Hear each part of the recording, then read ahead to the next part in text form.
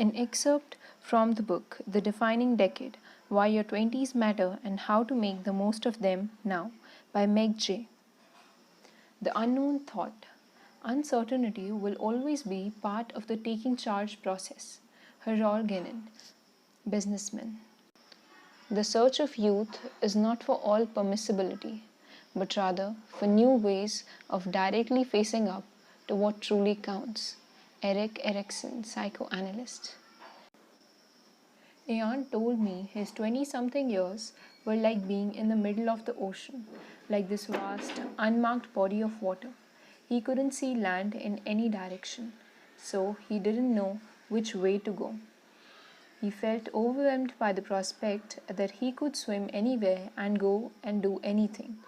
He was equally paralyzed by the fact that he didn't know which of the anythings would work out. Tired and hopeless at the age 25, he said he was treading water to stay alive. As I listened to Aeon, I started to feel a bit hopeless myself.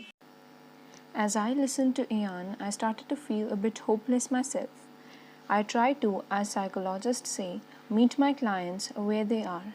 But Aeon's ocean metaphor was a real problem when I thought of myself out there with him, with so many directions that seemed the same.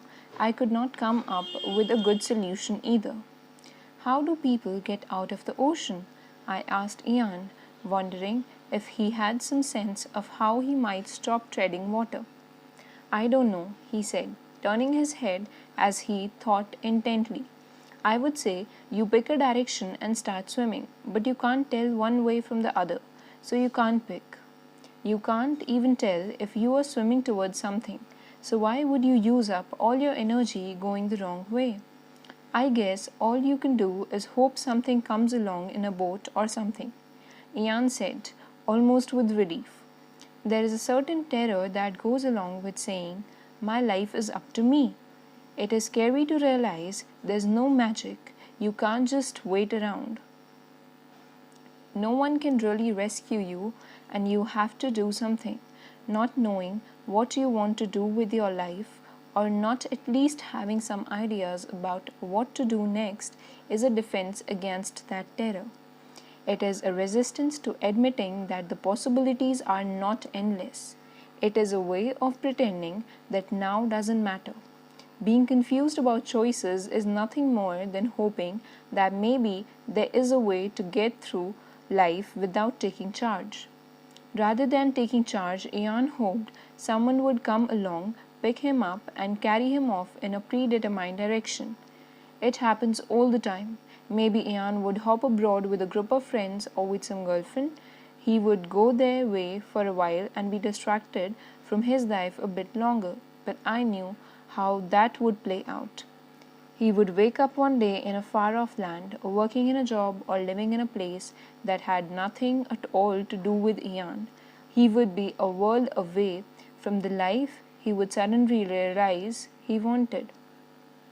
With his ocean metaphor, Aeon was pretending there was no particular life he wanted to live.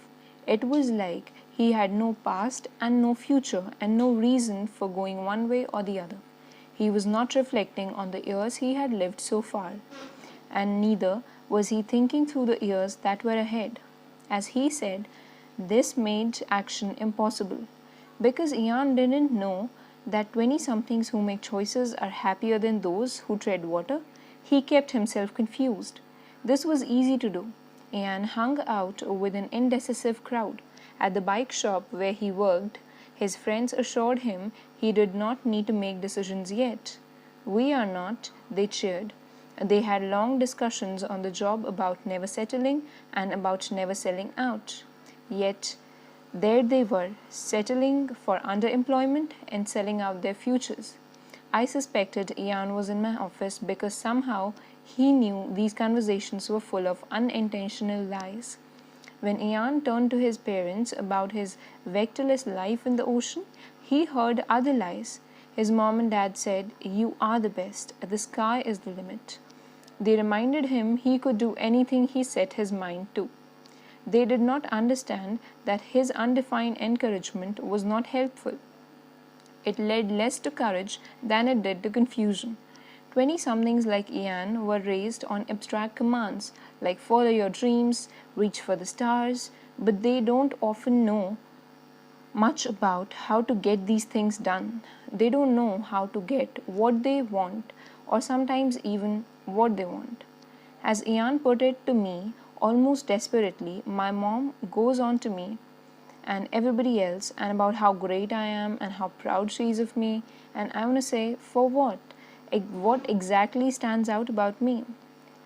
Far from narcissistically lapping up his mother's praise, Ian had long sensed that her words were too generic to mean much. He felt hoodwinked, and with good reason. Life is not limitless, and neither was Ian. 20-somethings often say they wish they had fewer choices, but at the moment, Ian did not have as many choices as he had heard he did. And the longer he waited to get going, the fewer the options were going to be. I want you to come back next week, I said. When you do, we are getting out of the ocean. It's not the right metaphor. We are going shopping for jam instead. There's a classic study in psychology known as the jam experiment. The jam experiment was conducted by a researcher named Sheena Iyengar, who then at Stanford University had the idea that the local grocery store would be an excellent place to understand how people make choices. Iyengar's research assistants posed as jam suppliers and set up sampling tables at a government store.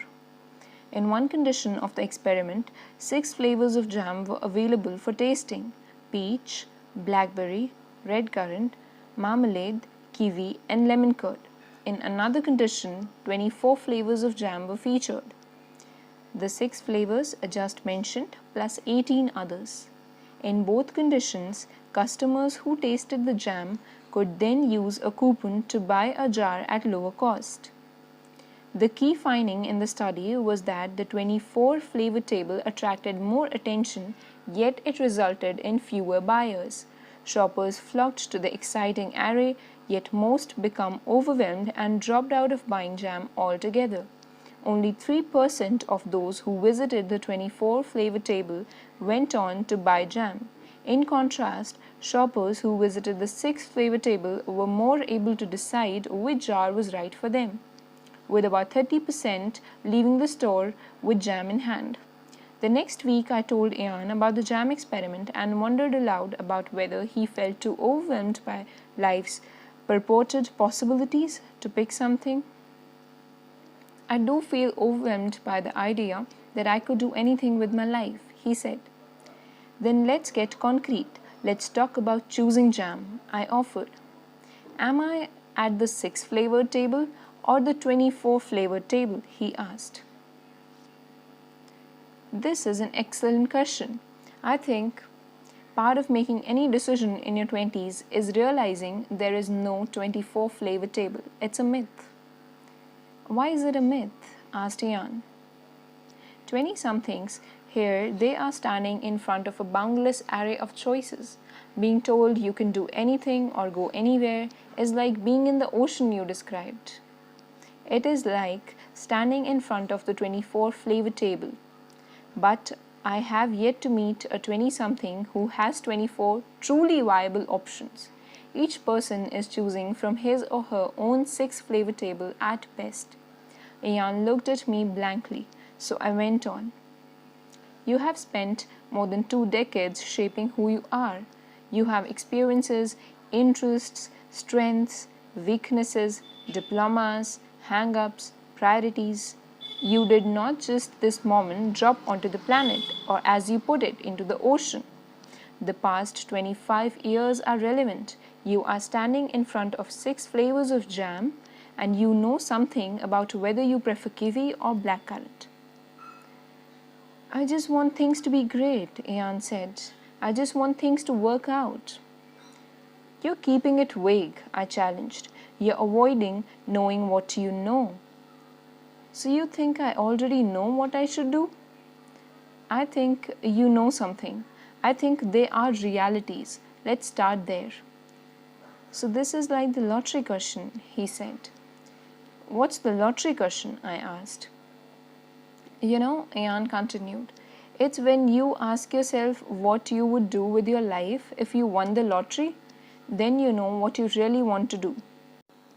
That's not the right question, I countered. That's not about reality. The lottery question might get you thinking about what you would do if talent and money did not matter. But they do. The question 20 somethings need to ask about themselves is what they would do with their lives if they did not win a lottery. What might you be able to do well enough to support the life you want? And what might you enjoy enough that you won't mind working at it in some form or another for years to come? I don't know anything about that. That cannot be true. Over the next months, Ian told me about his experiences at work and in school. For a long time, I just listened. Ian talked, and we both listened to what he said. After a while, I reflected back specific information about what I heard and saw. There was an early interest in drawing, a childhood love for Legos and building, an architecture major he started but did not finish because it felt too archaic. He earned his degree in cognitive science because he liked technology and perception. I saw Ian talk easily about his wish to create products of some kind. Eventually, Ian thought through all of the options that seemed available to him. He assembled 6 tangible flavors of jam, 6 things he might do next. I could keep working at the bike shop, but it's kind of gnawing at me. I know it's the wrong time and wrong thing to do. My manager is in his 40s and something. About that really bothers me. I could go to law school. My parents are always telling me I should do that, but I don't want to take the LSAT, and I hate reading and I hate writing, and I guess there's a lot of that in law school. Now that so much design is happening online, that interests me. The interface between design and technology interests me. I applied to a digital design apprentice program in DC a couple of years ago. It was at a company that takes a lot of postgraduates and sort of develops and launches them. I wanted to do that, but I didn't get in. I could take Arabic lessons and do something with, international relations or something, and maybe get sent overseas somewhere. But that's just an idea. I enrolled in a class a while back, but I never went. I could go visit my buddy in Cambodia to buy some more time, but my parents are getting sick of me doing that. I could go to St. Louis and hang out with my old girlfriend, but she watches Grey's Anatomy all the time and says we should both get post-bacs. But I only took 2 hard science classes in college, and I did not do so well in them. Anyway, this sounds bad. But I cannot even deal with her until I get somewhere with this whole work thing on my own. It didn't sound bad, work before love. I had heard from 20-somethings, especially 20-somethings men, many times before. By thinking through his actual options, Ian stumbled onto a 20-something version of what psychoanalyst Christopher Bolus calls the unknown thought. The unthought known. Unthought knowns are those things we know about ourselves but forget somehow. These are the dreams we have lost sight of, or the truths we sense but don't say out loud. We may be afraid of acknowledging the unthought known to other people because we are afraid of what they might think. Even more often, we fear what the unthought known will then mean for ourselves and our lives. Ian pretended that not knowing what to do was the hard part, when somewhere inside, I think he knew that making a choice about something is what the real uncertainty begins. The more terrifying uncertainty is wanting something but not knowing how to get it. It is working towards something even though there is no sure thing.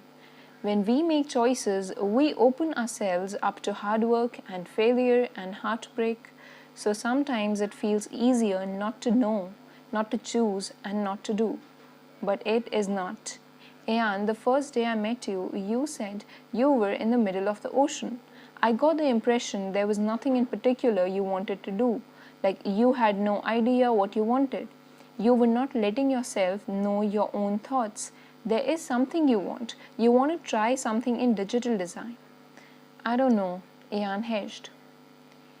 Here come all the questions that Aeons, not knowing, had been defending against.